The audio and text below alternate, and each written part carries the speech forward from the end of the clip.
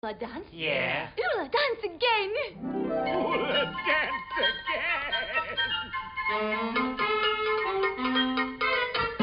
Na ten casting som išla vytrasená a keď som to odspievala, tak som sa z toho rozplakala, lebo som si to naozaj užila.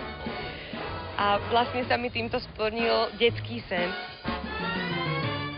Ja som hlavne herečka, teda vyštudovala som herectvo na Vysokej škole muzických umení, takže som trošku sa obávala, že ako to bude s tým spevom, ale vyšlo to, no.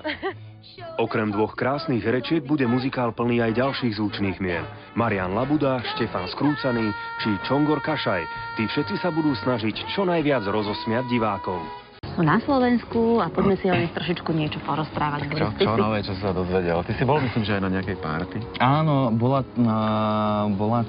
tlačovka k producentom a bola poňatá veľmi takým hollywoodským štýlom. Na luxusnom aute prichádzali postupne všetci herci a bol naozaj vidno, že si to naozaj užívajú, že konečne zažili taký lesk Hollywoodu a každý sa vytešoval a novinári si ich strašne fotili.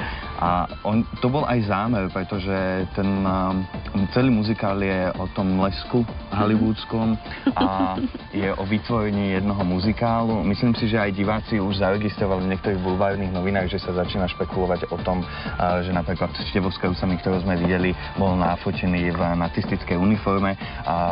Áno, je to súčasťou toho muzikálu, ale je to vtipne poňaté. Ak náhodou niekto ten muzikál pozná, tak je vlastne tá základná pointa toho muzikálu je o tom, že aby človek vytvoril, aby zarobil na muzikáli, tak musí vytvoriť brak. Brak. A hneď povie, že bankrot a zostanú mu peniaze. No lenže ono sa to vyvinie celkom trošku inak a ľudia na to začnú chodiť. A je to naozaj veľmi, veľmi vtipné. A okrem toho, že mnohí odborníci sa zhodujú o tom, že je to najlepší muzikál, tak